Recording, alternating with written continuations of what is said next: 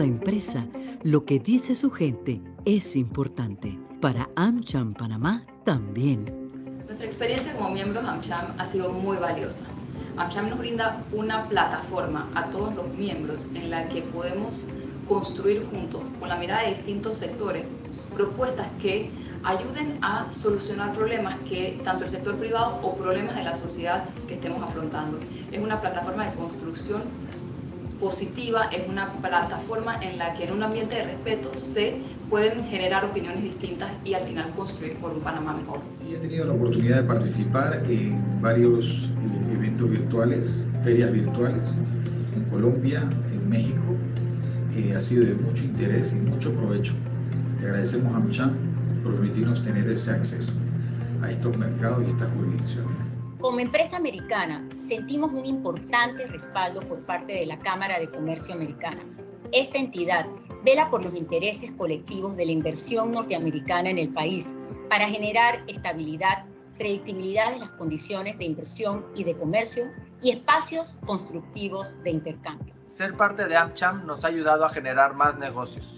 Gracias a las relaciones y al contacto que tenemos ahí, entendemos mejor a Panamá y sus oportunidades. Disfrute de todos estos beneficios y conéctese con un mundo de oportunidades para su negocio.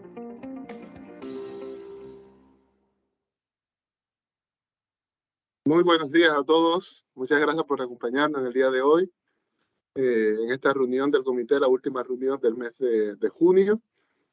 Vamos hoy a tocar un tema bastante interesante, muy ligado a nuestra industria, la industria de energía, que es la movilidad sostenible, apalancada particularmente de electricidad, gas natural e hidrógeno. Antes quisiera, como siempre, dar el agradecimiento a nuestros patrocinadores por todo su apoyo, en particular 3M, Pfizer, AES Panamá, Chevron, Johnson & Johnson, Banco Lafice, Fortinet, Big Bang, Ricardo Pérez y BAC Panamá. Me disculpan un poco, estoy un poquito afónico, podría decir. Quisiera, pues bueno, dar la bienvenida a nuestros expositores el día de hoy. Tenemos a Norberto Cusati, que viene de InterEnergy, particularmente trabajando y promoviendo todo lo que es los sistemas de cargadores inteligentes de Evergo.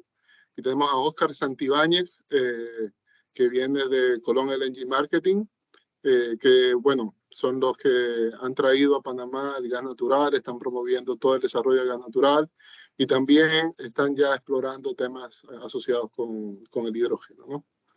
La dinámica del día de hoy va a ser similar a muy similar a la de los otros eventos, solo que vamos a dejar las preguntas y respuestas hacia el final de las dos intervenciones.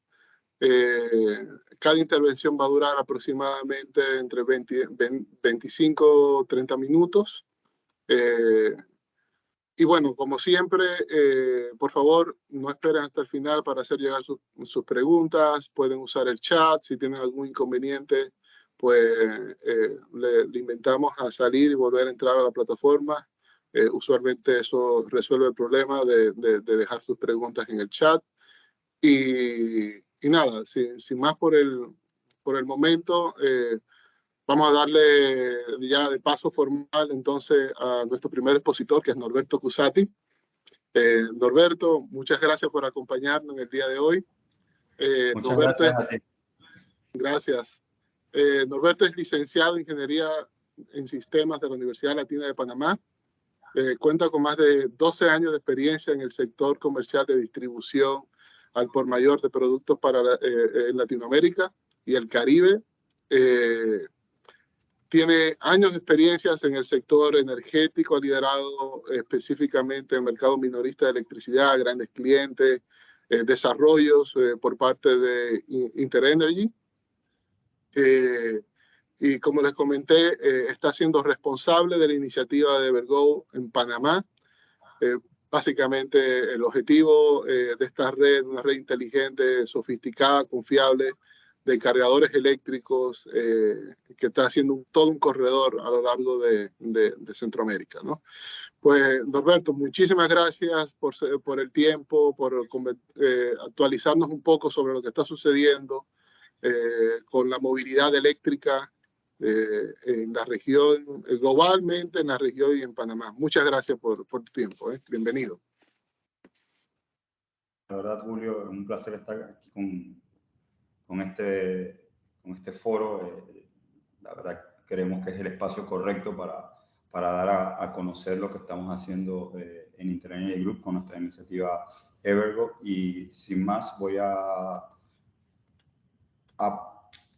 dar paso a la presentación. Por favor, me indican si pueden ver la pantalla. Perfecto, se ve ¿Sí? perfectamente. Sí. Ok, simplemente a modo de dar un scope de qué es Interenergy, el grupo que está detrás de Evergo. Somos una empresa generadora que tiene más de 30 años en el mercado, con presencia en países de la región como República Dominicana, Panamá, Jamaica, Chile y Uruguay. Tenemos más de 2 gigawatts de capacidad instalada, como les comentaba, en estos países. Y específicamente aquí en Panamá somos propietarios del parque eólico Laudato Si, 215 megavatios de energía eólica, ubicado en la provincia de Penonomé. Y también el parque solar Icacos, que son 40 megas de solar. Próximamente también formamos parte en colaboración con el Grupo Energético Gas Panamá, que son 270 megavatios de gas, ¿no? El proyecto de gas en Colombia. De igual manera, en Chile somos 100% renovables, si se puede decir, no convencional, con generación eólica. Tenemos 15 megas ubicados en Chile y también 45 megas de solar. Recientemente hemos adquirido en Uruguay activos de generación eólica por 30 megas. Y en República Dominicana seguimos teniendo algunos componentes térmicos, pero también con 2 proyectos de eólicos y también solares. Jamaica, 100% generación con HFO, 250 megavatios. Entonces, abriendo ese scope y dando como un referente de quién es Interenergy, pasamos literalmente a lo que nos compete, que es el conceptos de movilidad básicos. Movilidad urbana, movilidad interurbana, las conocemos, las vivimos a diario. Nos dirigimos todos los días a nuestro trabajo y vemos la cantidad de autos que se dirigen y que al estar conduciendo las personas están haciendo contaminación. Y de igual manera,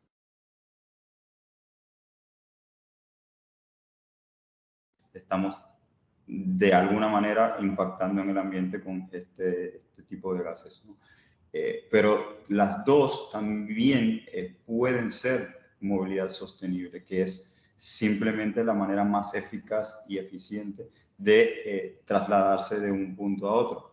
En ese mismo concepto, reduciendo el impacto en las emisiones de CO2 que impactan directamente al ambiente. Conceptos o tendencias de la movilidad. Tenemos micromovilidad. Cada vez más vemos scooters, vemos motos eléctricas y otro tipo de dispositivos para agilizar o dinamizar la movilidad urbana. De igual manera, vemos movilidad autónoma o semiautónoma, y no es solamente propia de los autos eléctricos. Los autos de combustión, de hecho, también están incorporando este tipo de tecnologías cada vez más en sus segmentos. Y también, algo muy importante, que a lo que venimos el día de hoy, es a dar un vistazo o dar a conocer lo que se está viendo en el mundo, en la región y en Panamá específicamente, en cuanto a movilidad eléctrica. Para dar unos números globales con cifras cerradas del 2021, tenemos números muy importantes. Por ejemplo, 108% más de ventas de vehículos eléctricos versus el 2020, eso es el 8.3% del mercado. Vemos cifras abrumadoras en China, en la Unión Europea, en Estados Unidos, y esto nos hace ver que la es cada vez más real. Es algo que en pocos años ya no lo vamos a ver como algo a futuro, sino que lo vamos a ver palpable, tanto en Panamá y más en el resto del mundo. Compromisos como al 2035 en muchos países de la Unión Europea, que no se vendan ni un solo vehículo más de combustión. Y de hecho en Chile, que es, creo, hasta donde tengo referente, el único país de Latinoamérica que también ha dado una fecha límite para la venta de vehículos de combustión, que es 2035. En ese mismo concepto nos preguntamos por qué razón estos países han tenido este impacto en su componente vehicular, habiendo tanta incidencia de vehículos eléctricos en la masa. Y aquí en este slide podemos ver perfectamente dos componentes básicos que creo que es como el común denominador de estos 5 países, y de hecho un sexto que se los voy a mencionar ahora. Uno, el incentivo del gobierno para la compra de un vehículo eléctrico. Vemos definitivamente que ronda entre los $6.000 hasta los $8.000 en Francia. Esto es un aporte que da el Estado para las personas que quieran comprarse un vehículo eléctrico, es una ayuda. Y también el desarrollo de la infraestructura de carga, ya sea por la vía pública o dando alicientes a las empresas privadas para que desarrollen la infraestructura de carga. ¿Por qué razón? Porque esos son los dos hitos más importantes en la movilidad eléctrica. Uno, el costo por encima de un auto de combustión tradicional. Obviamente los autos eléctricos en estos momentos son alrededor de un 20 o 25% más costosos que un auto de combustión, por lo que al dar el aliciente se aliviana la brecha.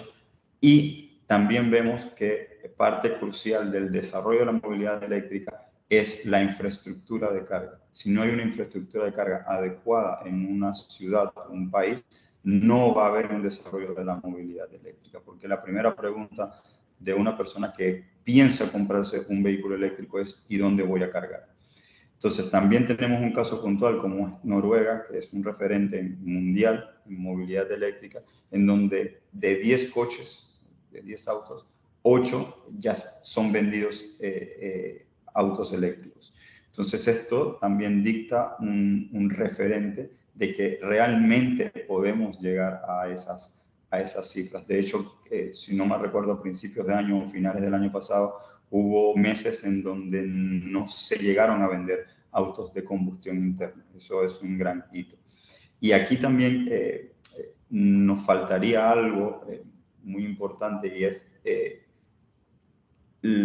lo que ha hecho China por la movilidad eléctrica. Vemos cifras o récords de ventas en China, y solamente para ponerlos en contexto, desde el 2009 hasta la fecha, el gobierno chino ha invertido más de $14 billones en incentivos para la movilidad eléctrica. Entonces, no es casualidad el hecho de que sean referentes en movilidad eléctrica y que estén rompiendo récords en cifras de ventas. Ahora vamos un poco más a lo que nos compete, acercándonos un poco más a Panamá, que es Latinoamérica, para ir cerrando el Zoom. Vemos en esta tabla de Andemos, estas son cifras de esta asociación, que sin incorporar en la ecuación los HEV, que son Hybrid Electric Vehicle, son vehículos híbridos no enchufables, por los que no me gustaría contarlos en esta categoría, porque realmente no se están conectando a ninguna fuente para alimentar su batería interna. Vemos cifras importantes en Costa Rica, en República Dominicana, y de hecho también en Colombia, con números que per cápita pudiesen ser bastante interesantes. Vemos México, pero entendemos también que en México hay mucha más población en Costa Rica y en República Dominicana, pero hay que ver con lupa a nuestros vecinos ticos de lo bien en esta materia que lo están haciendo.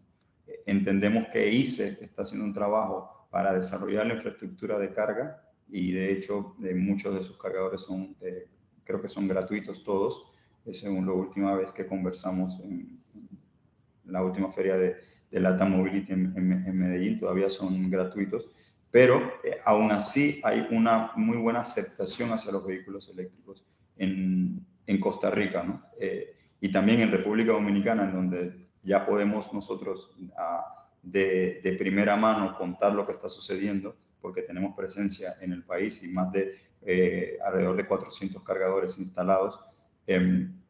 Podemos, como les comentaba, de primera mano, decirles que la movilidad eléctrica está revolucionando el mercado, los autos eléctricos, y también hay una empresa como Evergo que está desarrollando toda la infraestructura de carga. De hecho, ya se tiene presencia en todas las provincias de República Dominicana, y esto ha impactado directamente en la incidencia de los vehículos eléctricos.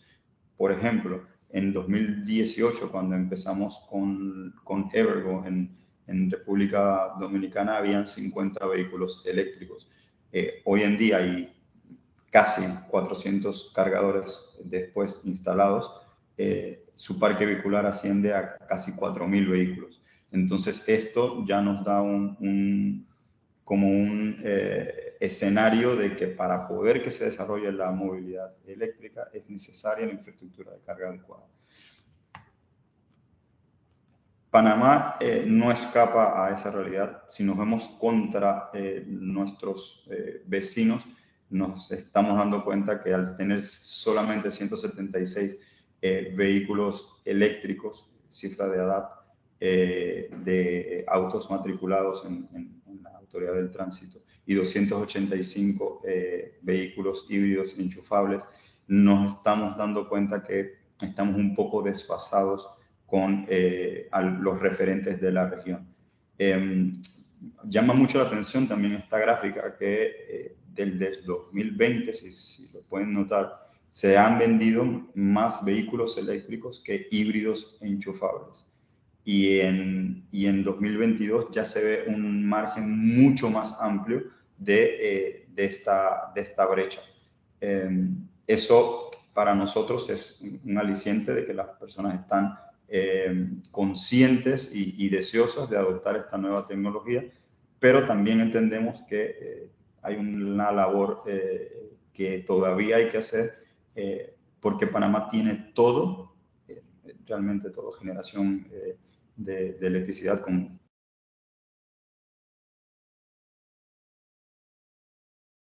de buen recurso.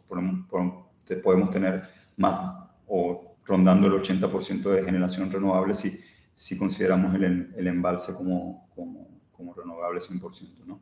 Entonces, tenemos generación de electricidad, tenemos un país que en muy pocos kilómetros realmente podemos recorrerlo. Tenemos todos los concesionarios en Panamá con marcas de todo el mundo.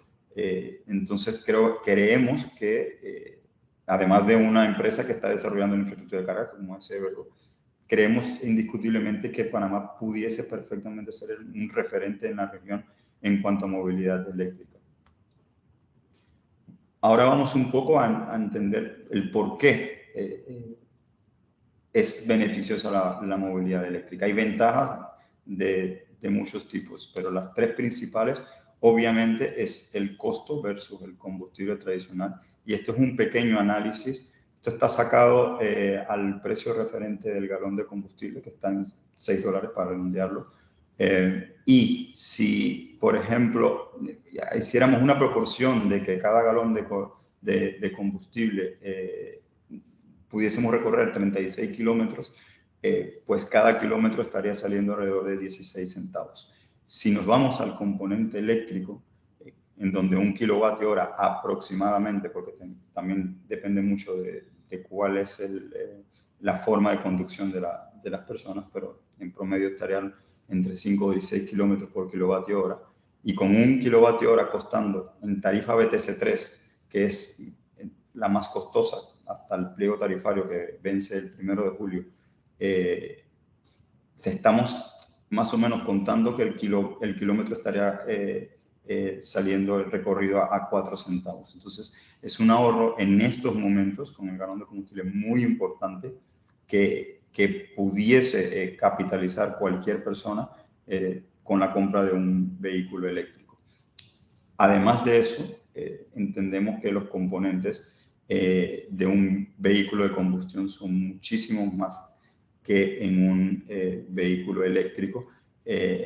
Por ese mismo sentido, el mantenimiento del vehículo es mucho menor en un vehículo eléctrico que en un vehículo de combustión. No existen aceite, no existen bujías, muchos de los componentes mecánicos del vehículo de combustión no están presentes en un vehículo eléctrico. Y definitivamente, y uno de los no menos importantes factores, es el impacto que tiene un vehículo eléctrico hacia la no emisión de dióxido de carbono a la atmósfera.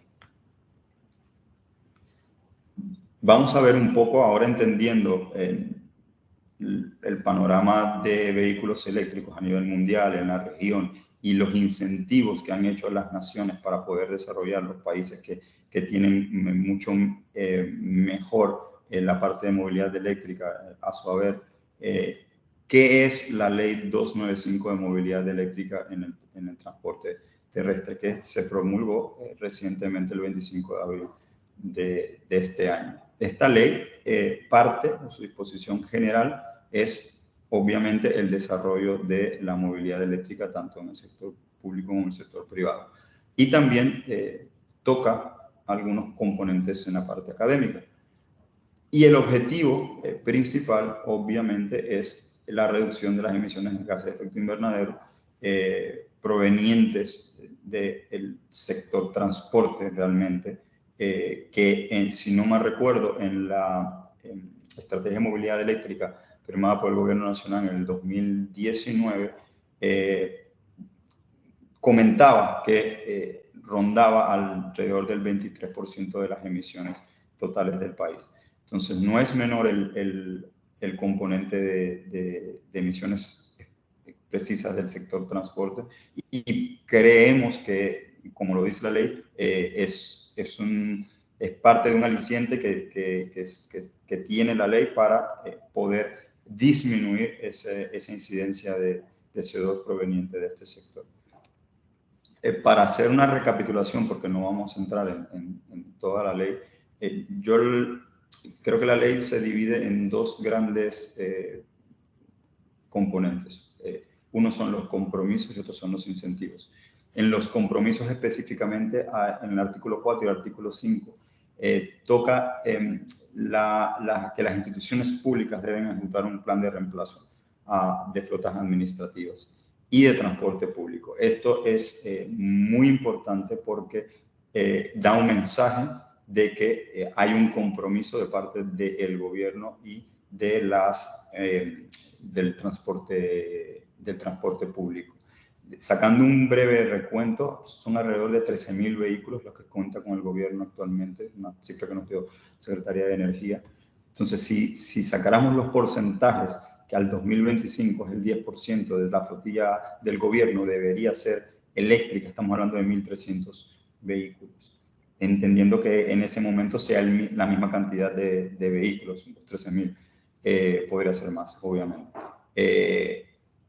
Esto ya automáticamente nos da un reto a nivel país, porque necesitamos la infraestructura de carga, ¿verdad? Para esta cantidad de vehículos, 1.300 no es una cifra menor.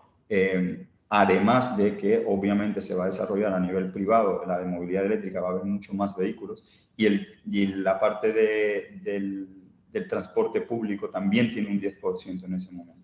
2027, 25%, en transporte público 20%, y en 2030, 40% de la flota del Estado debe ser eléctrica y el 33% del transporte público.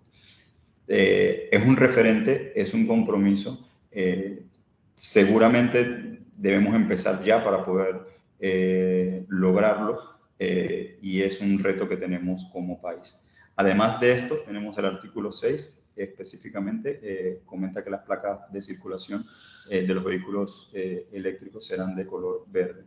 A ver, me parece muy acertado porque en este mismo contexto se me ocurre, por ejemplo, que pudiésemos tener otras medidas, entendiendo que hay una placa que identifica un vehículo eléctrico, pues, por ejemplo, que solamente los vehículos eléctricos puedan transitar por el casco antiguo.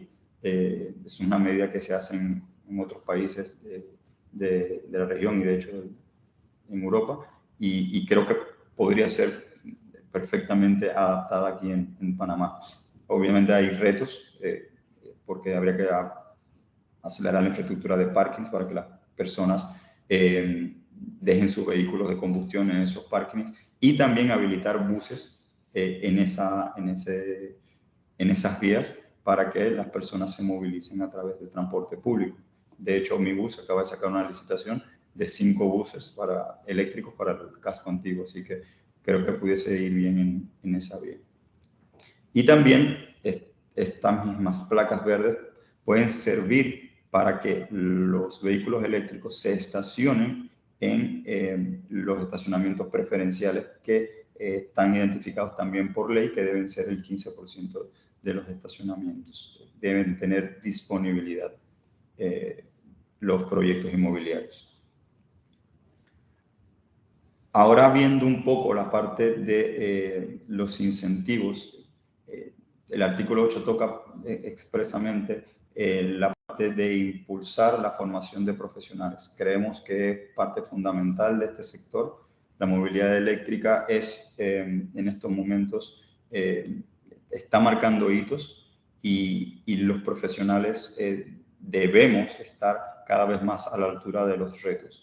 Entonces, en ese sentido, creemos que para poder desarrollar el sector, de hecho, desde la parte automotriz también, para los mantenimientos de los vehículos, los talleres, todo se tiene que reformular para poder que la tecnología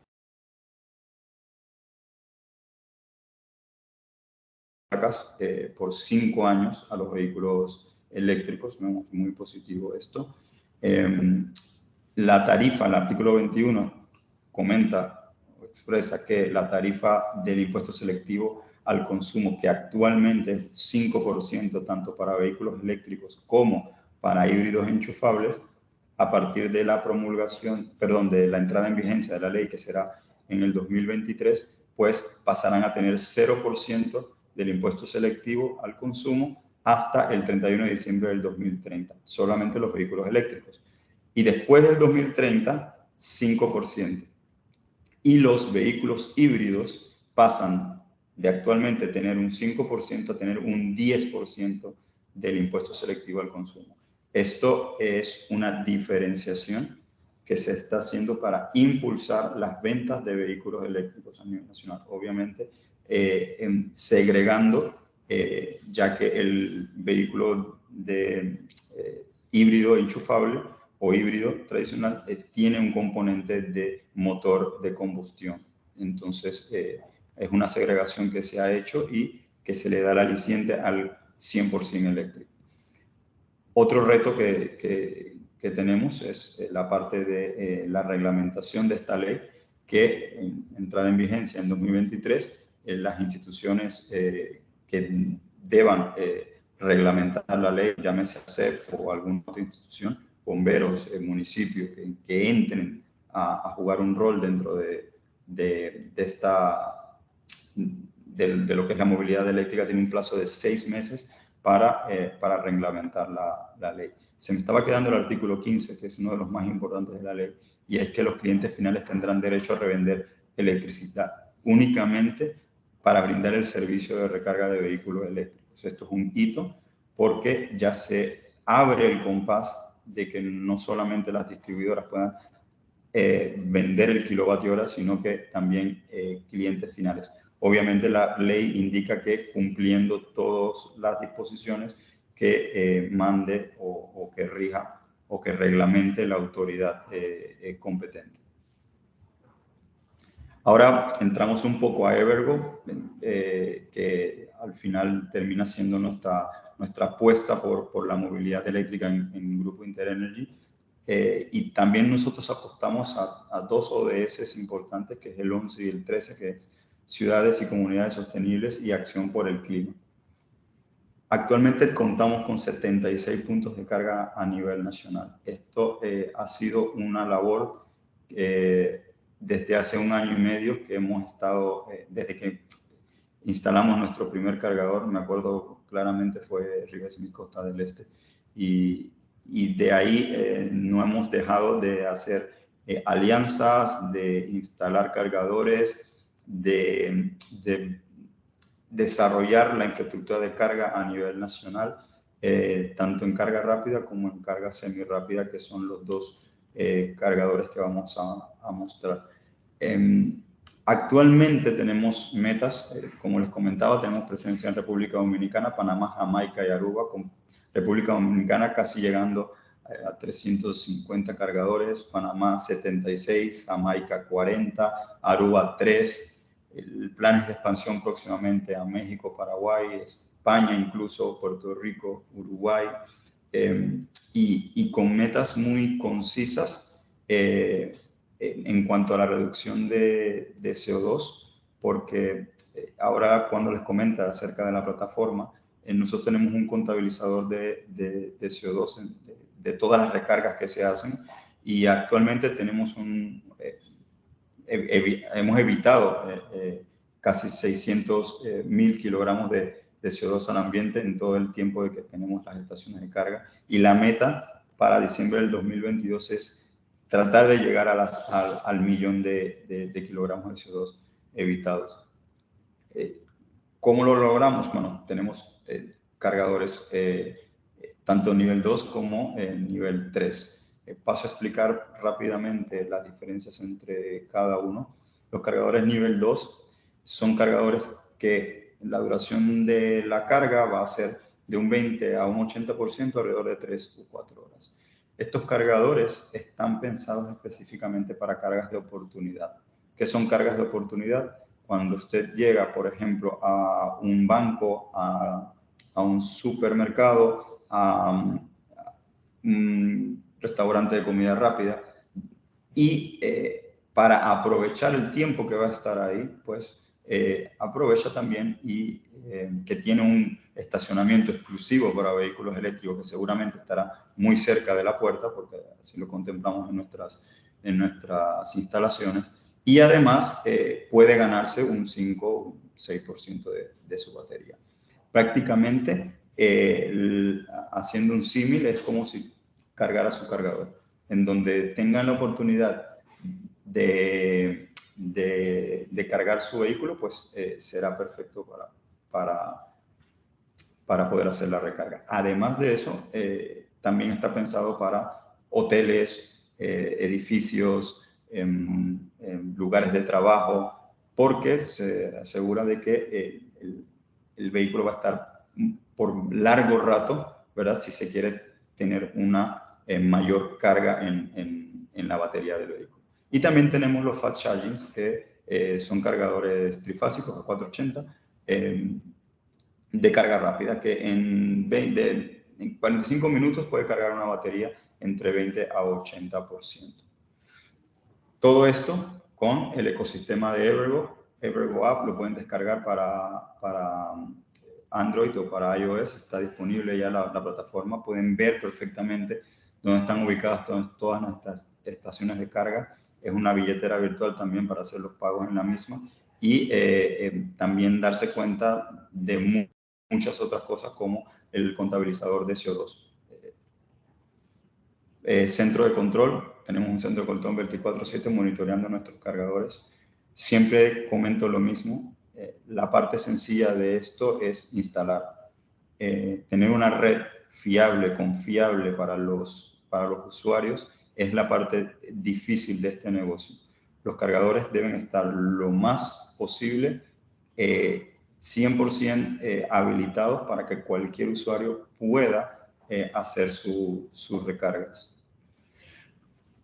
Solamente a modo de que conozcan un poco lo que hemos hecho. La primera red de carga a nivel nacional de carga rápida es de Evergo. No tenemos 1 o 2 cargadores en la vía. Tenemos 14 cargadores de carga rápida a nivel nacional. Chiriquí, Santiago, Chitré, Penonomé, Chorrera, y de hecho también tenemos más de 6 cargadores en la ciudad de Panamá, desde Rivesmith, BMW, la ENSA, con quien tenemos una alianza de 150 cargadores en 3 años, el Porsche Center, Hospital San Fernando y muchos otros más partners. Y además de esto, hemos creado la primera red de carga de hoteles de Panamá. Son 2 estaciones en diferentes hoteles a nivel nacional, que está creada específicamente para lo que le comentaba. Cuando usted se dirija a un destino turístico, pues si tiene un auto eléctrico, seguramente se quedará en uno de estos hoteles, porque ya cuenta con un cargador eléctrico, y en el momento que vaya a pernoctar, pues el auto quedará en ese punto cargándose, y al día siguiente tendrá el 100% de su carga de batería. Otras diferentes alianzas que hemos hecho, inauguraciones, Valle Escondido, D-Rock, Boulevard Penonomé, son muchas de las alianzas y retos que hemos hecho. Y ahondando un poquito más en la palabra reto específicamente, creo que el call to action es muy importante al final, porque creo que debemos tener esa reflexión de qué nos está faltando para el desarrollo de la movilidad eléctrica. En mi concepto, la reglamentación de la ley va a ser crucial, porque hay muchos actores interesados, y creemos que las entidades deben hacer referencia a esos actores para al final sacar la mejor reglamentación posible. También creo que los concesionarios debiesen empezar a traer muchos más vehículos eléctricos al país, de diferentes gamas y de diferentes precios. Esta tecnología no debe ser exclusiva de un sector, debe ser democrática, debe ser actualmente hay en el país vehículos de $9,000, pero se necesitan más, no cantidad, sino especificaciones de vehículos con diferentes rangos de autonomía para poder que se desarrolle este sector. Las entidades bancarias también deberían tomar empoderarse. Vemos, para no mencionar nombres, entidades bancarias que actualmente ya están dando préstamos preferenciales del 4.5% para vehículos eléctricos e híbridos. Eso lo vemos muy bien. El sector transporte público también debería empoderarse y empezar con planes piloto, porque al final la parte del transporte público es la que más termina de todos los gases de efecto invernadero que comentamos, pues el transporte público tiene mucha incidencia sobre ese porcentaje, por lo que cambiarlo o empezar a dinamizar la transformación a eléctrico puede ser un aliciente a cumplir las metas país que tenemos. Y como último punto, alentarlos a todos a que por lo menos exploren la posibilidad de hacer el cambio a la movilidad eléctrica, porque, por ejemplo, la parte de la infraestructura de carga por parte de Evergo la estamos cubriendo con la red más confiable a nivel nacional.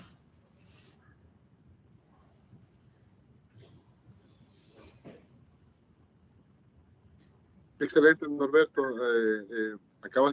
Entiendo que acabas de concluir. Sí. Te agradezco, la verdad, muy interesante la presentación. Interesante ver cómo Panamá poco a poco va integrando la movilidad eléctrica en su plan de desarrollo. Y bueno, ya tenemos varias preguntas, o sea, que te pido ahí que te quedes pendiente y quizás que la puedas ir revisando. Ahorita pues le damos muchas gracias, Norberto. Ahora le vamos a dar el micrófono a Óscar Santibáñez. Bienvenido, Óscar, nuevamente. Hola, buen día. Óscar es ingeniero civil mecánico, ingeniero civil industrial de la Universidad de Chile. Cuenta con un máster en Business Administration de Chile también, de la Universidad Católica de Chile. Ha estado involucrado en segmentos del gas natural desde el 1998. En julio de 2020 se desempeñó como director de desarrollo de gas de la estatal Empresa Nacional de Petróleo de ENAP Chile, y en agosto de 2020 pasó a tener la responsabilidad de comercializar el GNL para Centroamérica y los países de influencia de la terminal de regasificación de Colón, acá en Panamá, y es el director de originación y marketing de LNG. Por último, ha sido miembro directorio de distintas empresas de transporte de gas por gasoductos, es fundador y director de la Asociación Chilena de Derecho y Regulación de Energía, ENEREN. Y como les comenté al principio, pues también ha estado muy involucrado con el tema del desarrollo, la innovación a través de temas de hidrógeno y el futuro que todos estamos buscando, ¿no? El futuro hacia un net zero de emisiones. Entonces, Óscar, muchísimas gracias por tu tiempo y bienvenido. Muchas gracias, buen día a todos. Voy a partir con mi presentación. Te confirmo que se ve perfecto. Muchas gracias. Fantástico. Gracias, Julio. Bueno, básicamente lo que yo voy a abordar es el tema de GNL e hidrógeno respecto de la movilidad sostenible. En ese sentido, parto comentándoles. Está corriendo mi presentación. No se ha movido. Sí. Salgo.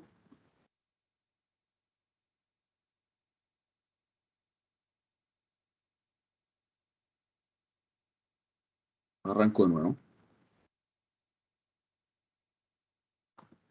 Sí. ¿Están viendo? Gracias, Julio.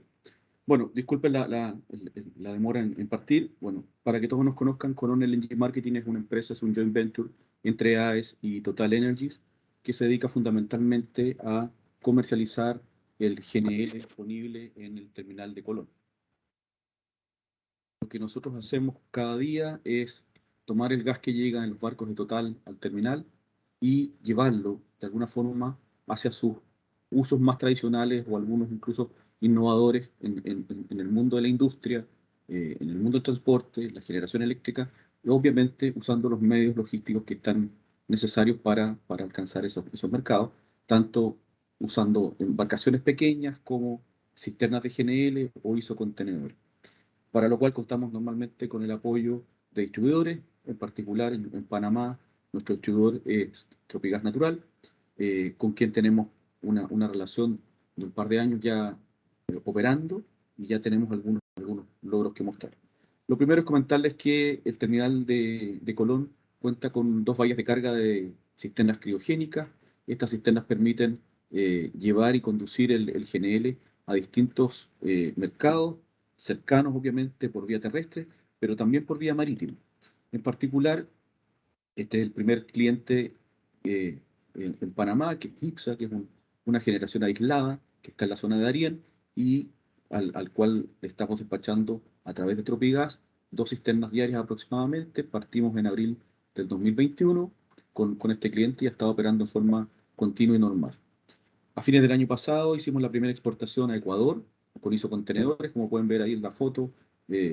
Estamos explorando nuevos mercados y particularmente los mercados a través de ISO en proyectos pilotos permiten alcanzar distancias y dar suministro a regiones aisladas como islas o incluso países como el caso de Ecuador.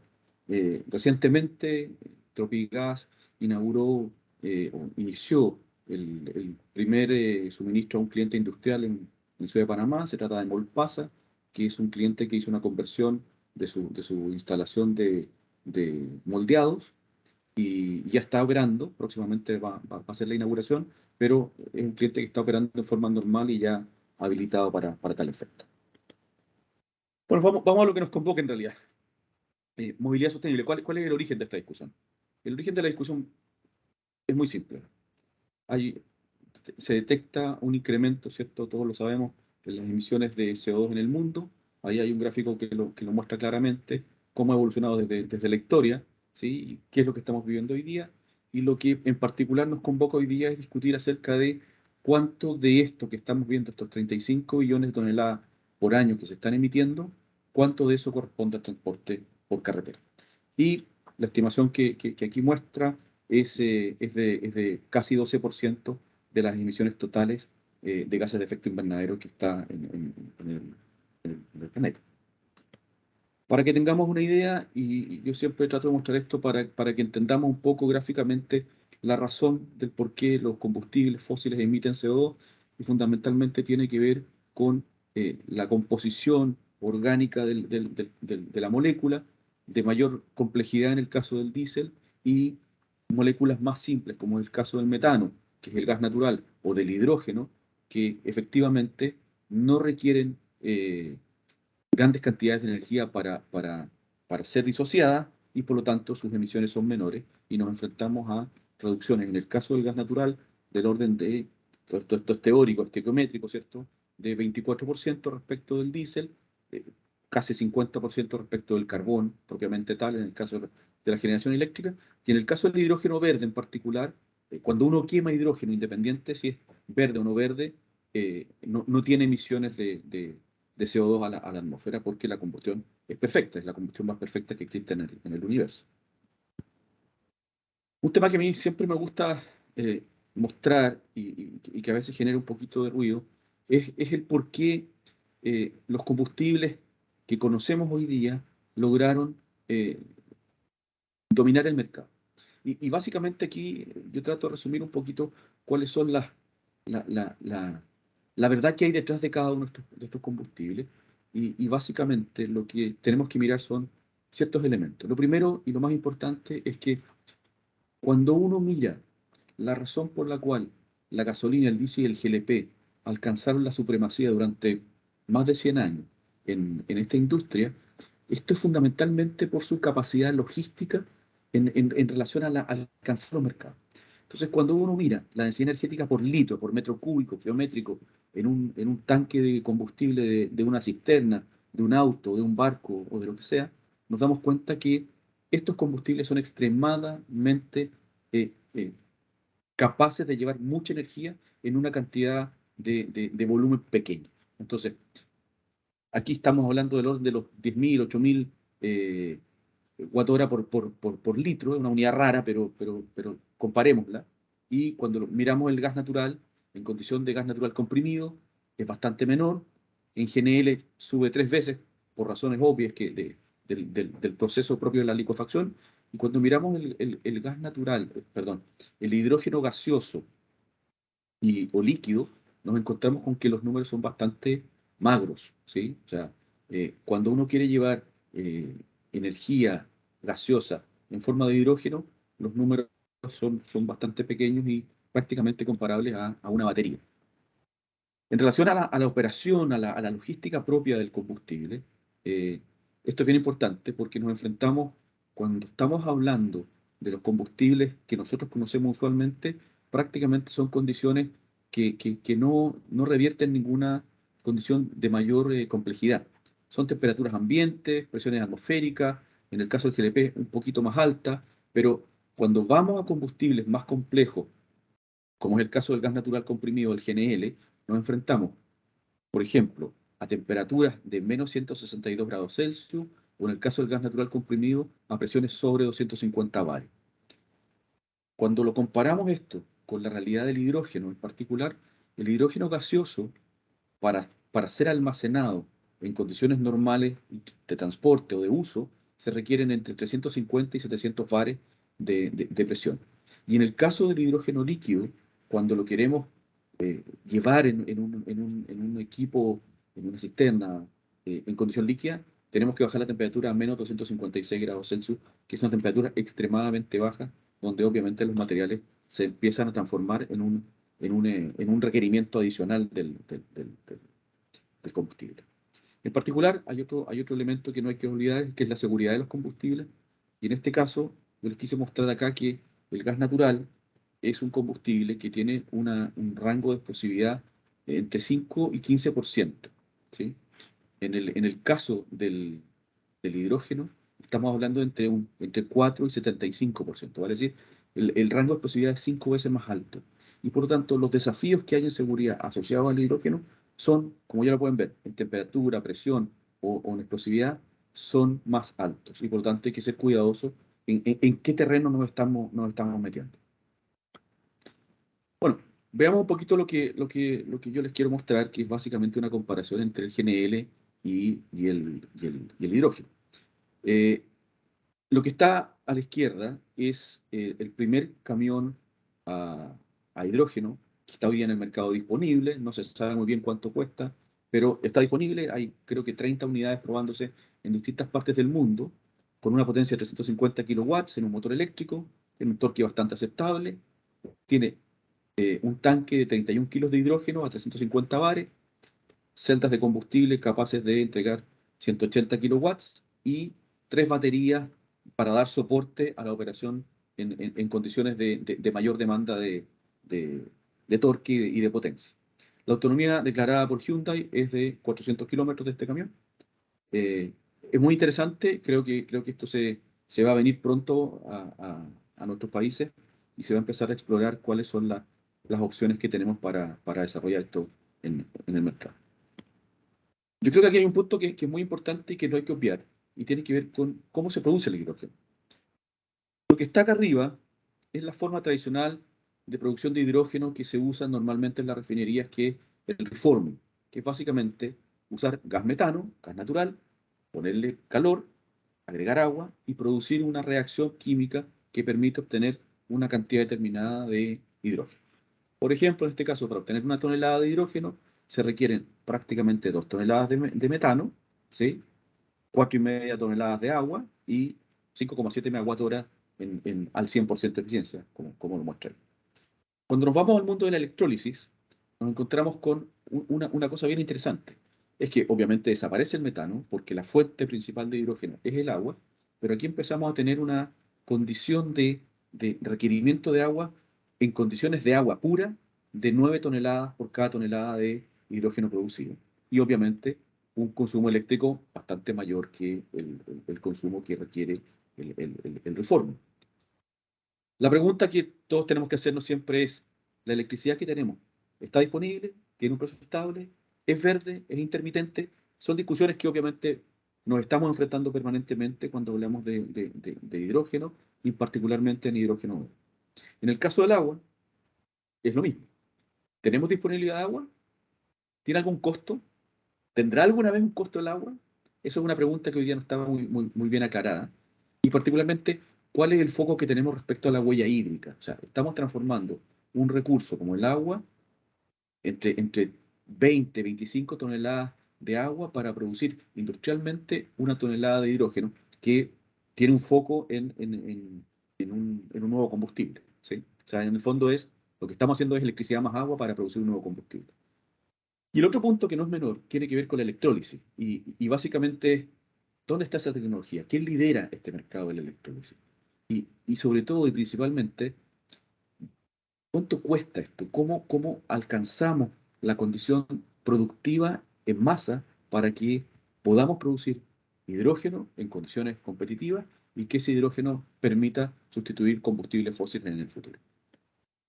Entonces, lo que yo le estoy mostrando acá es básicamente el efecto que ha tenido.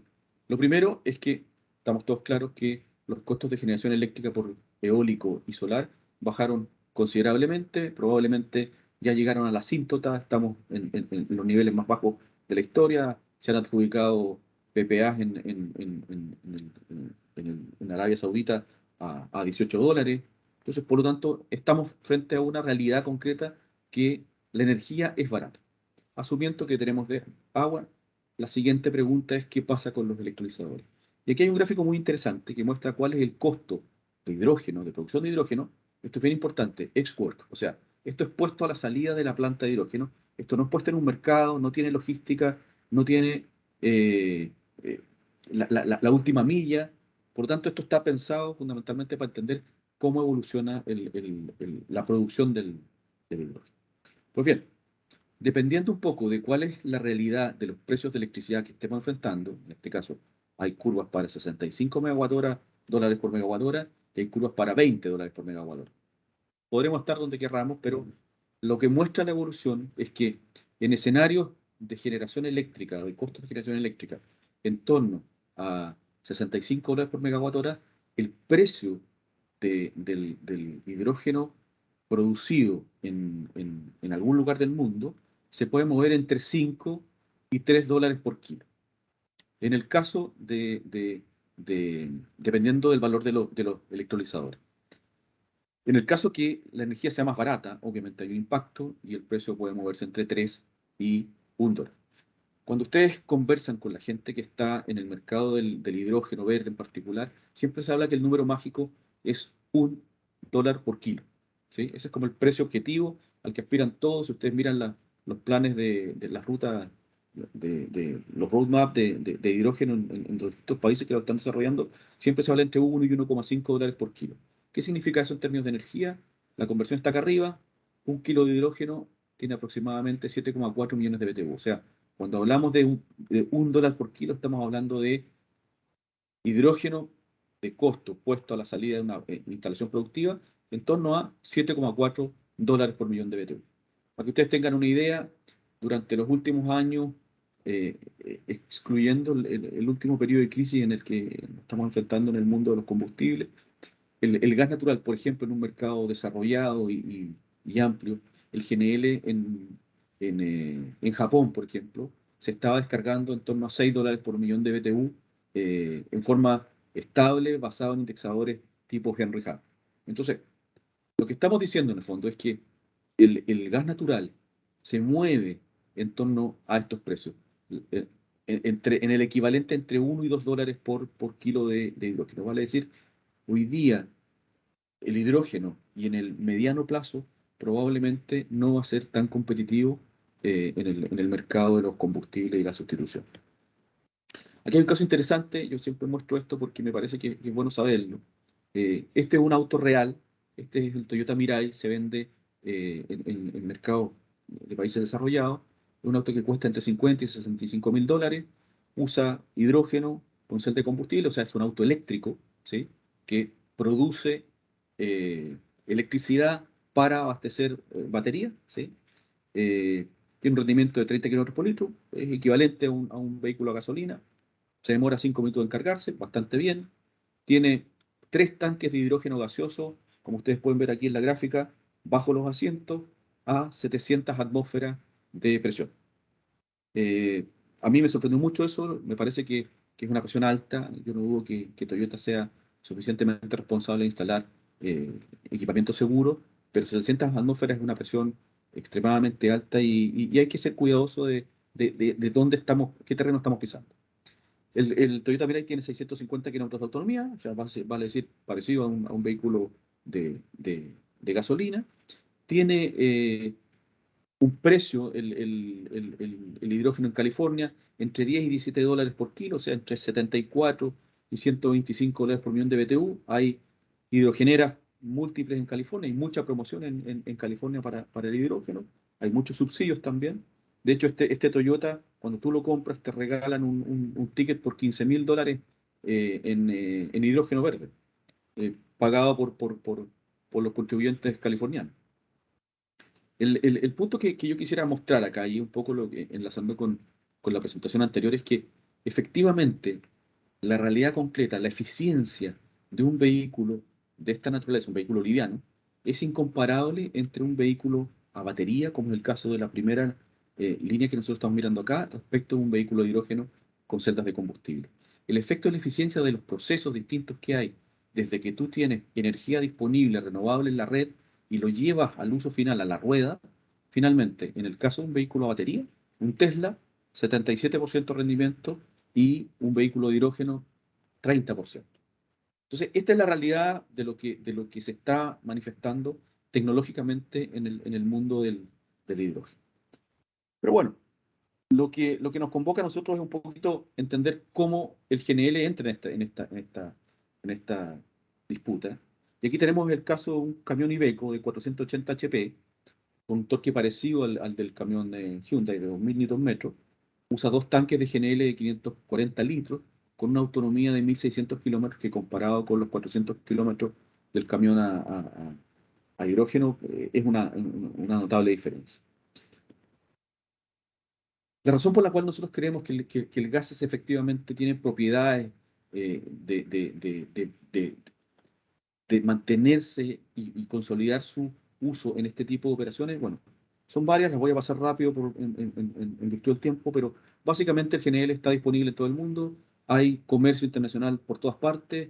Ustedes han visto lo que ha pasado con el tema de la guerra de Ucrania, cómo el mundo se reenfocó en Europa, siendo que hasta hace 6 o 8 meses atrás estaba enfocado en Asia, y cuando tuvimos el problema en Fukushima, en Japón, pasó exactamente lo mismo. O sea, el mercado es dinámico, existe, y nos encontramos con instalaciones que son capaces de recibir GNL de distintos productores y que lo pueden enviar a distintas partes del mundo. El GNL es un combustible dúctil.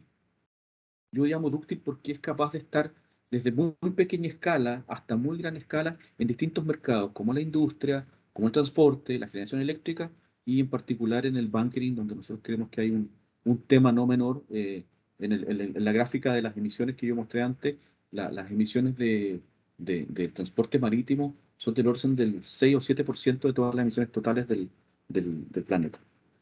Entonces, tenemos ductilidad, ya les expliqué, tiene un efecto en reducción de un 20% en los gases de efecto invernadero, pero además y adicionalmente reduce óxidos de nitrógeno en un porcentaje importante, reduce los óxidos de azufre prácticamente eliminándolos porque no tiene azufre, y una cosa que no es menor, reduce el material particulado que es el que normalmente respiramos y produce daño a las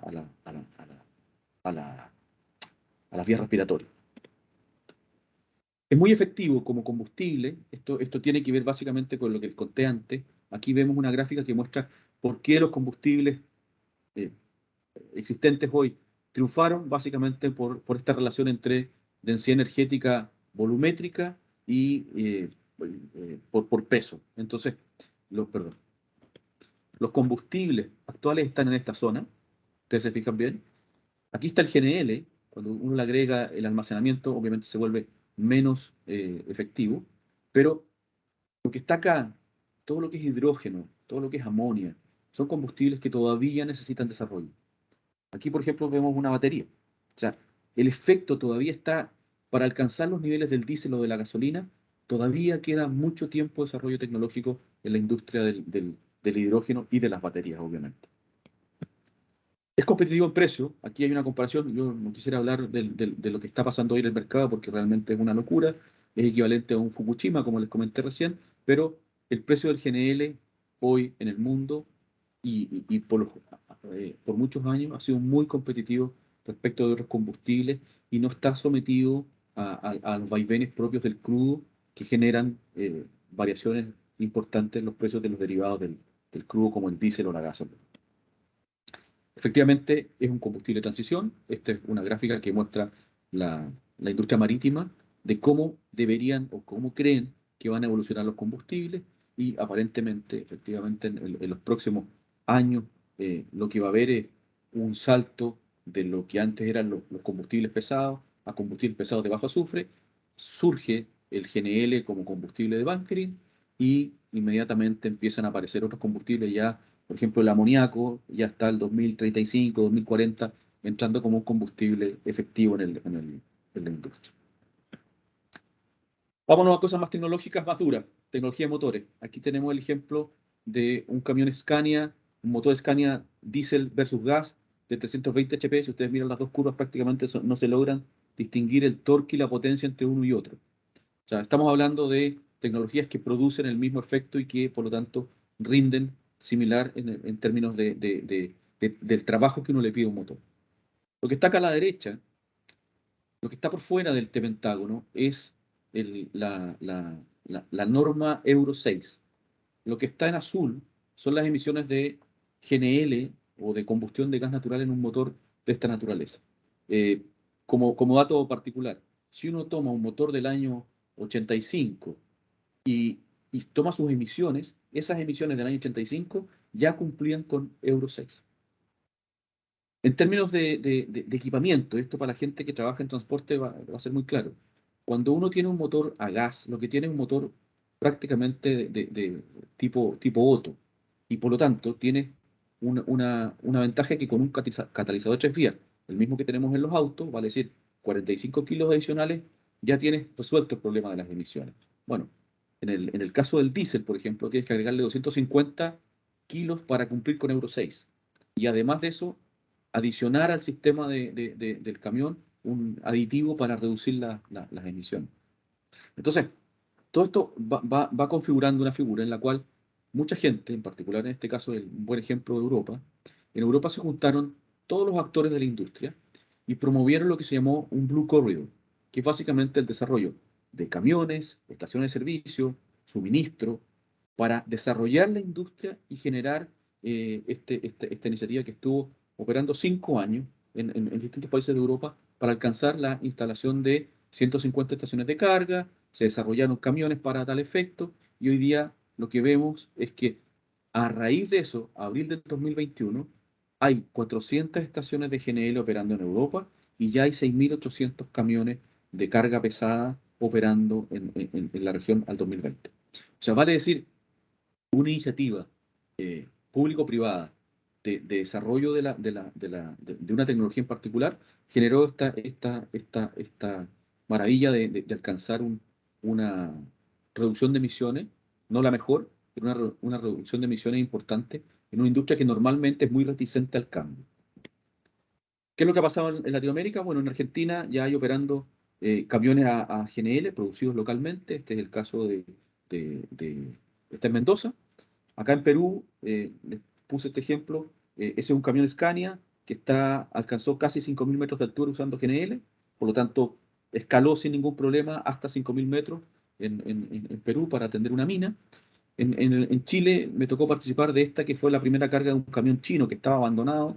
Hicimos la primera carga, se probó y efectivamente lo logramos hacer andar sin ningún problema. A raíz de este piloto, hicimos este piloto que fue traer un camión Iveco y ponerlo en nuestra ruta de operación de GNL, como la que tiene Tropigas acá en Panamá. Y este camión generó esto. La sola entrada de este camión al mercado, a una prueba piloto, generó que, por ejemplo, esta cervecera tomara la decisión, a través de esta compañía de transporte que se llama San Gabriel, de implementar un circuito de 30 tractos de GNL que están operando desde el 2021 en Chile y con los resultados que ustedes pueden ver ahí. Es interesante ver un punto que yo creo que es clave, es que las conversaciones que yo he tenido con el dueño de esta compañía logística es que el mensaje de él es: nunca más vuelvo a comprar un camión diésel. Ya me contó el otro día que tenía 50 camiones contratados con Nestlé y que aparentemente vendría un nuevo cliente de otros 50 camiones más. Entonces, esto ya partió, esto está funcionando, opera, esto no son sueños, y por lo tanto nos enfrentamos a algo que es real y que podemos implementar prontamente. Este es un caso muy interesante en el poco tiempo que va quedando: movilidad sostenible en transporte público. Este es el caso de la empresa municipal de transporte de Madrid, que ha ido migrando desde 100% diésel a lo que tiene hoy día, que básicamente es 75% de gas natural comprimido, y la diferencia está en diésel, va a desaparecer en 2023 y tienen algunos sesgos hacia probar otras alternativas, como el caso de buses eléctricos, buses a etanol, etc. ¿Qué es lo importante de esto? Y esto es lo interesante, esta es, como les decía, información pública y disponible. El costo de explotación de esta compañía está publicado en la red y ahí lo pueden ver. Cuando ustedes comparan una mirada del total cost of ownership de los buses, ellos tienen 2.000 buses operando. Cuando comparan GNC con diésel, estamos hablando de una reducción del 9%, fundamentalmente basada en el efecto del menor costo del combustible, obviamente asumiendo que hay un costo de mantenimiento mayor Eso es una cosa bastante particular y que el costo de adquisición normalmente es más alto. Los camiones de gas que está usando esta gente cuestan del orden de los $130.000 respecto de un camión de la misma potencia, la misma fabricante, que cuesta más o menos $100.000. Lo que publicó recientemente para sus informes. Bueno, siguen aumentando el uso del gas natural y han tenido efectos benéficos en la reducción de emisiones en forma sistemática. Mientras más sacan diésel de la flota, más reducen particulados, CO2, etcétera, etcétera. Esto es más o menos evidente, pero es bueno tenerlo porque esto es una realidad concreta que es la que nosotros estamos usando para justificar nuestro piloto estrella que tenemos con mi bus acá en Panamá, donde vamos a estar probando 2 buses a gas natural fabricados por Hyundai.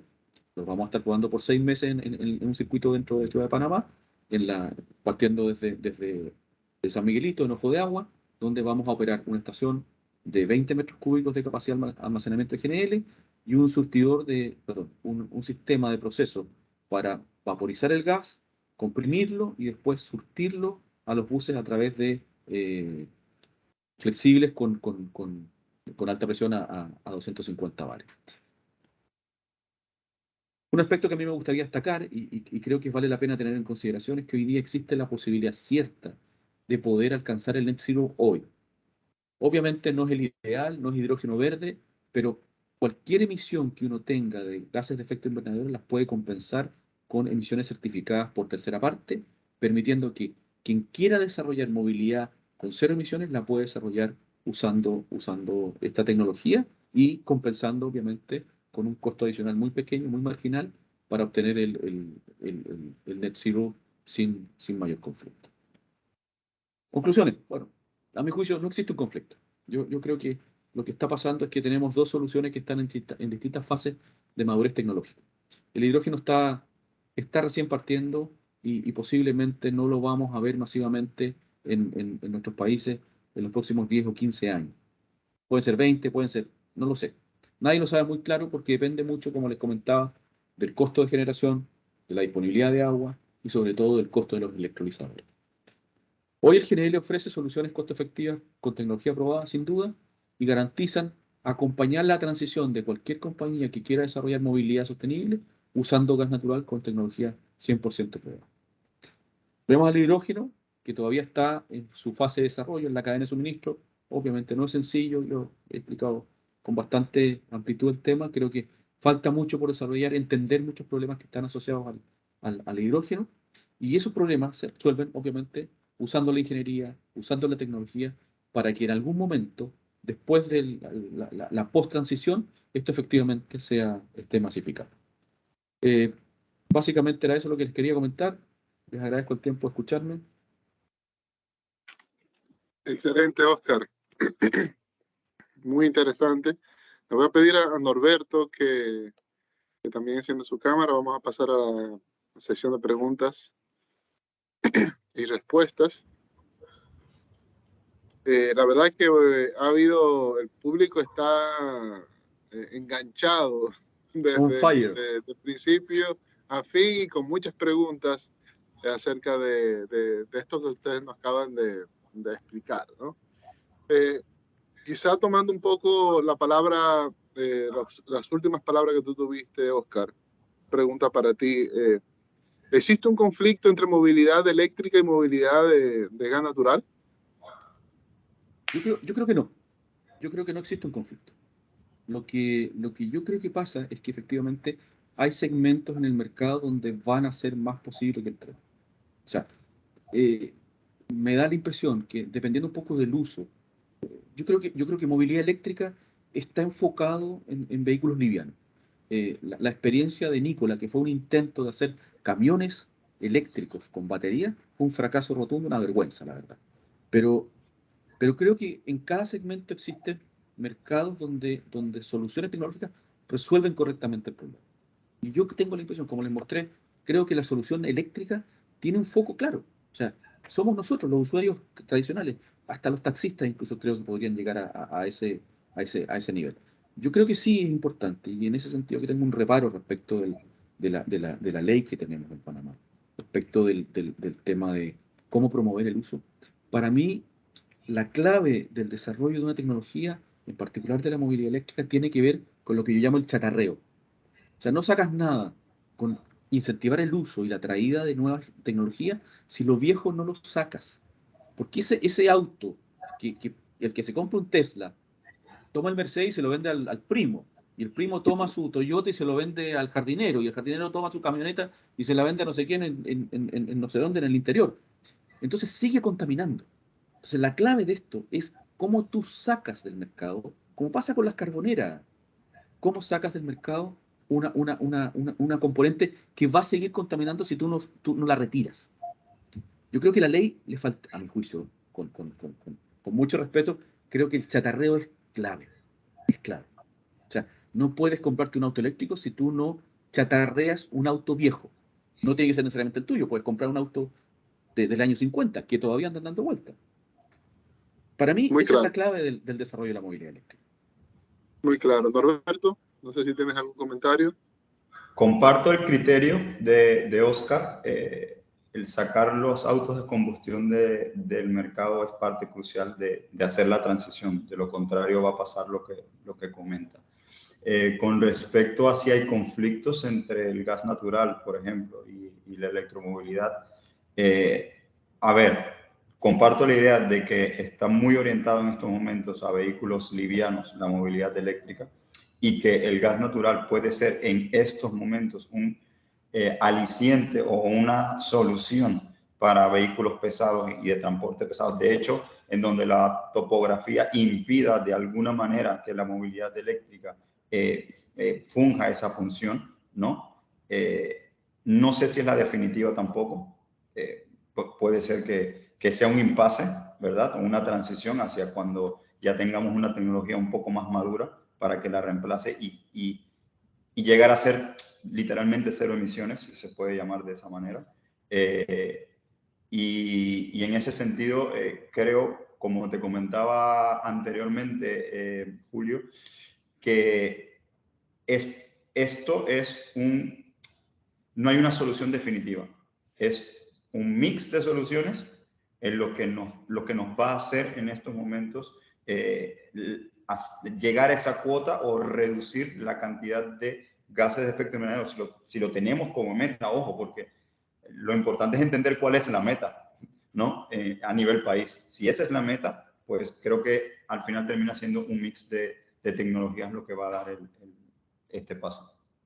Excelente, excelente. Otra pregunta por acá, quizá más dirigida a ti, Norberto. ¿Tiene Panamá las condiciones para convertirse en un líder de movilidad eléctrica en la región? Sin ningún, o sea, no le veo el porqué. De hecho, todavía me pregunto por qué razón tenemos 175 vehículos eléctricos en Panamá. Si me preguntas. Sería muy bueno si nos comentas un poco qué necesita. Ya comentaste un poco sobre el tema de reglamentación, del tema obviamente, de concesionarios. ¿Algo más se necesita para que Panamá pueda impulsar y convertirse en un referente en la movilidad eléctrica? Por el lado de nosotros, la infraestructura de carga la estamos asegurando. O sea, creemos que 76 estaciones en tan corto tiempo es un referente, y con 150 más como meta, pues es un número importante, ¿no? Entendiendo que Panamá no tiene tanto territorio tampoco para poner estaciones. Y en este sentido, con 175 vehículos, pues la usabilidad de los cargadores no es tanta para ni siquiera tener una rentabilidad a corto plazo.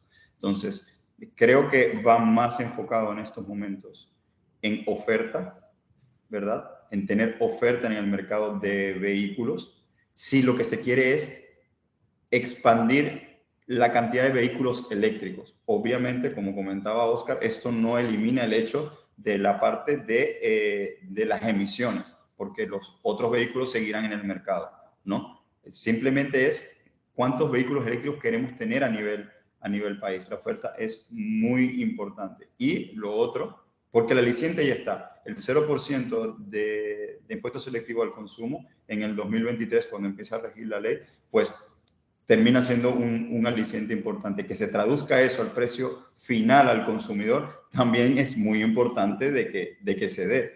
Y lo otro, los financiamientos. O sea, en el momento de que ya entidades bancarias estén haciendo el uso de préstamos preferenciales para que las personas adopten esta tecnología, pues será aún más masiva cuando entren más modelos de vehículos de gamas más bajas, más asequibles, ¿no?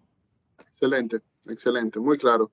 Preguntas, asumiendo un uso típico de vehículos residencial, creo que iba más dirigida a tu caso, Norberto, ¿cómo se compara el costo total de adquisición del vehículo? O sea, ¿se refiere al costo total de adquisición o al costo de compra? Perfecto. De hecho, lo saqué, mientras que hablaba Oscar, saqué rápidamente un cálculo con un cuadro que tengo ya preestablecido. Y, a ver, la comparación la hice entre un Yuan Plus, no sé si lo tienen radiado el vehículo, es un BYD, más o menos para tener en contexto es como si fuese, lo he hecho equivalente con un Kia Sportage, pero al Yuan Plus tener techo panorámico, sabes, muchas más cosas que no tiene lo comparé con un Sportage, creo que le dicen el Full, ¿no? Que cuesta alrededor de $32,000 y el Yuan Plus está alrededor de $39,000, ¿no? La línea se equipara entre finales del año 4 y el año 5. Automáticamente ahí ya viene a ser más rentable el vehículo eléctrico que el de combustión. Excelente, excelente. Esto contando mantenimientos. Sí. Contando mantenimientos y contando a ver también el precio del combustible actual. A ver, claro. y no tiene ningún upside, ya sabes, de lo que se estipula de precio de combustible a futuro. O sea, que en teoría sabemos que puede subir o de hecho también puede bajar, no sabemos. No, excelente. No, pero muy buen dato. Otra pregunta, sí. ¿Cuántos cargadores públicos existen en Panamá? Secretaría de Energía tiene una base de datos, de hecho nosotros la alimentamos y todas las otras empresas que también están en el sector la alimentan. De hecho tienen también un mapa en donde están todas las estaciones de carga a nivel nacional de las que se hayan reportado. Y te puedo decir, puntos pueden ser alrededor de 110 cargadores. No significa puntos, porque en un punto puede haber 2 cargadores, ¿no? Creo que puntos per se de carga están alrededor de 90 a nivel nacional, de los cuales nosotros sí te puedo decir que la gran mayoría de nuestros puntos son únicos. O sea que los 76 pueden terminar siendo unos 60 o 50 y tantos puntos a nivel nacional, que no es menor, ¿no? No, excelente. Una pregunta también que está relacionada para ti, Oscar, con este tema de competitividad del hidrógeno. Existe, la pregunta va asociada, ¿existe las condiciones en Centroamérica y Panamá para convertirse en un hub de hidrógeno global? Es difícil pregunta, Julio, porque depende mucho, como te decía, depende mucho de la matriz energética que tú tengas, ¿sí? Tienes que ser, o sea, si quieres hacer hidrógeno para convertirte en un hub y exportar, tiene que ser hidrógeno verde. O sea, nadie te va a comprar hidrógeno gris, ni azul, ni turquesa, ni ninguno de los colores. El hidrógeno que se va a vender en el mundo va a ser hidrógeno verde, eso está claro. Y si no eres capaz de entregar esa energía en términos de cero emisiones en la generación eléctrica, no hay ninguna posibilidad. O sea, todo lo que viene en hidrógeno verde está basado en eólico, hidráulico o solar. Pero nuestra matriz, y es un poco un punto que yo quisiera también tocar, por ahí Norberto nos comentó, dijo, los autos no emiten. Sí, el auto no emite, pero la matriz energética donde tú te conectas sí emite. En Chile, por ejemplo, nosotros tenemos prácticamente una de las flotas más grandes de buses eléctricos de Latinoamérica. Creo que son 500, 600 buses. Pero nuestra matriz es 40% carbonera. O sea, son buses 40% carbón. Entonces, hay que ser cuidadoso, porque a veces, sí, a lo mejor la señora que usa el bus en la ciudad de Santiago no está emitiendo, pero sí en Mejillones no sé, en Guacolda, sí están emitiendo con carbón, y la gente que vive en esa zona no solamente recibe el impacto del CO2, sino que de todos los gases contaminantes que produce la generación térmica de cualquier naturaleza. Entonces, Muy claro. hay que ser muy puntilloso ahí. Yo, a mi juicio, si la decisión del Estado panameño es avanzar hacia ser un hub de hidrógeno verde, necesita desarrollar generación eléctrica en cero emisión, de 100% verde. Solar, eólica, lo que logre. Perfecto. Excelente. Una pregunta, creo que medio se ha respondido, pero para confirmar, Norberto, ¿hoy es viable la movilidad eléctrica para camiones ligeros?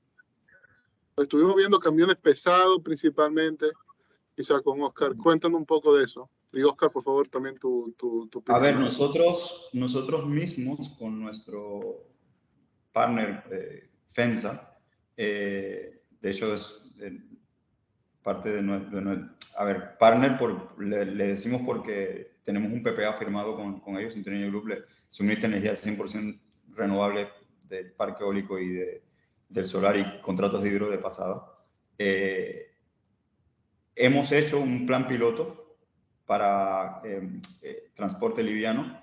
Hemos instalado 3 cargadores y ellos están próximamente a incorporar 3 vehículos BYD, creo que es M3, en su flota, y haciendo todos lo que va previo a esto, porque ya tomada la decisión, es que ya existe el análisis, vemos totalmente factible para este tipo de transportes livianos, y de hecho de última milla, ¿no? Que se haga el cambio, la transición a la movilidad eléctrica. Perfecto, excelente. Oscar, no sé si tiene algún comentario. Sí, esa es la segmentación que hablábamos antes. O sea, hay zonas de los mercados donde efectivamente tú desde un punto de producción hacia los pequeños almacenes donde vas a entregar un producto, es perfectamente razonable. Tiene, no sé, autonomías de 300 kilómetros, 200 kilómetros, vas, cargas, no haces despacho en la noche, puedes cargar durante la noche, fantástico. Cuando quieres mover leche o quieres mover, no sé, Coca-Cola desde Panamá a no sé a dónde, o quieres traer, como pasó para la pandemia, oxígeno desde Guatemala para abastecer los hospitales panameños, y son miles de kilómetros, definitivamente necesitas algo, todavía necesitas combustible fósil. Está claro, está claro. Yo quería aclarar algo ahí solamente en el sentido de lo... Yéndonos un poquito a la parte de la generación de energía, por ejemplo, hay algunos cargadores de la red de nosotros que están alimentados, ¿verdad?, por energía renovable. Ejemplo, Rivesmith, y ejemplo, Hospital San Fernando, porque ellos tienen un contrato PPA firmado con Interenergy y obviamente con energía renovable. Entonces, es como ahí sí va el ciclo, en teoría, completo, porque va desde la generación hasta el usuario final, básicamente, ¿no? La garantía de la energía. Muy claro, muy claro. Gracias, Norberto, por la aclaración. Bueno, ya vamos a cerrar con un par de preguntas adicionales. Una pregunta que nos hacían por acá es ¿cómo funciona la parte del tipo de conector? Porque entiendo que hay varios modelos de carro, tipo de máquinas de cargadores, eso particularmente vehículos eléctricos, ¿no? ¿Cómo es eso? ¿Qué explica, Norberto? A ver, uno, ¿encarga C o encarga en DC? Porque también cambian, ¿no? Encarga C en tipo 2, Tesla viene con su conector de Tesla AJ17C2. Cuando compras el vehículo ya viene con ese conector. Y todos los modelos chinos actualmente que se venden en Panamá, cuando compras el vehículo vienen con su conector de GBT a AJ17C2. Entonces, en ese sentido, estamos...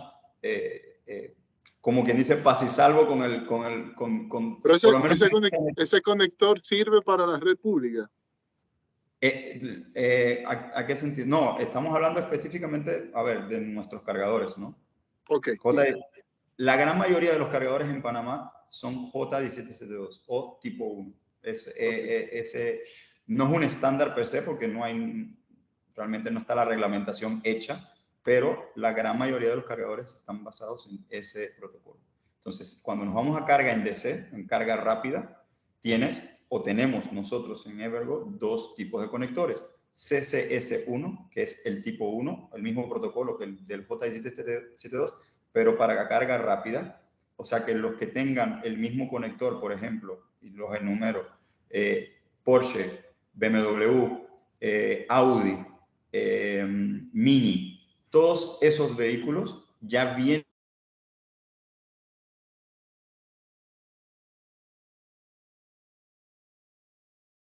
Creo que te perdimos. Sí. Creo que lo perdimos. Sí. Bueno, quizás, Oscar, una de las últimas preguntas ya. ¿Qué se necesita en Panamá para que se desarrolle el gas natural, la movilidad con gas natural? Perdón, me fui por un rato. Ok, sí, ¿estás ahí de nuevo? Sí, voy a quitar la cámara porque creo que hay problemas con el internet aquí. Solamente listo, termina. Para cerrar el paréntesis, los vehículos chinos necesitan un adaptador que es de GBT a CHAdeMO, que es el otro conector que está instalado en nuestros cargadores. Ese adaptador es costoso, o sea, estamos hablando que ronda entre los 800 a los $1,500, ¿verdad? Ahora, quita mucho el estrés de que se habla en movilidad eléctrica porque obviamente vas a cargar tu vehículo mucho más rápido, en 45 minutos, como le comentaba, de 20 a 80% según el tamaño de la batería. Pero de nuestra parte tenemos las dos opciones para, ya seas nativo o con adaptador, puedas hacer las cargas. De hecho, solamente hay un solo vehículo que hemos radiado aquí en Panamá que con adaptador no ha podido cargar en nuestros cargadores de carga rápida, que es Letting Mango, es el nombre. Pero estamos haciendo todo lo posible porque hay que hacer una actualización de firmware en el adaptador para que pueda cargar. La parte de la asesoría es vital en este sentido. Y es lo que realmente creo que nos caracteriza en Evergo, prestar el servicio adecuado a los clientes. Excelente, muchas gracias, Norberto. Le hacíamos la última pregunta a Oscar, asociada a qué se necesita en Panamá para que se desarrolle o se cree un ambiente para la movilidad en base a gas natural, ¿no? Estamos viendo que por la conversación que tuvimos, evidentemente habría un beneficio importante para todo el tema industrial y de vehículos pesados, de utilizar o migrar hacia un uso del gas natural. Entonces, ¿qué se necesita? ¿Qué está haciendo falta en Panamá? A tu juicio, Oscar, por favor, para cerrar. Yo diría que voluntad solamente. Hoy día lo que tenemos disponible a fin de año, la estación que vamos a instalar en MIBUS va a permitir cargar también camiones con GNL, no solamente GNC. El piloto de MIBUS lo que va a permitir es demostrar que esto es técnicamente factible, que resuelve un problema y que le ayuda a MIBUS efectivamente a mantener controlados sus costos de operación. Esa es la expectativa que tenemos juntos con MIBUS de desarrollar. A mi juicio, en el mundo del transporte público, el tema es voluntad y decisión. Si nosotros replicamos la experiencia de Medellín o la de Madrid, probablemente va a pasar exactamente lo mismo que pasó allá. Es costo, finalmente, es resultado, es evitar subsidios, es mantener al contribuyente pagando lo menos posible, al usuario también. Y en el caso del transporte de carga por carretera, es muy simple. Nosotros, terminado el proyecto de MIBUS, probablemente vamos a estar haciendo un segundo piloto usando esa estación para cargar camiones a GNL en Panamá, que permita mostrarle a los transportistas que esto es factible de usar y que es costo efectivo y que además es tecnología aprobada, que la pueden ir a ver cuando quieran. Así que yo diría voluntad y decisión. Una pregunta adicional que ya agrego. ¿Existe alguna iniciativa de, vamos a decir, reglamentaria asociada al tema de gas natural? similar a lo que se impulsó con movilidad eléctrica? No, yo no lo he visto y creo que es necesario que la autoridad tome cartas en el asunto y que defina cómo quiere manejar un tema como este. Porque aquí involucra no solamente los incentivos, sino que además hay que trabajar. Por ejemplo, nosotros hemos estado trabajando con bomberos, ¿sí?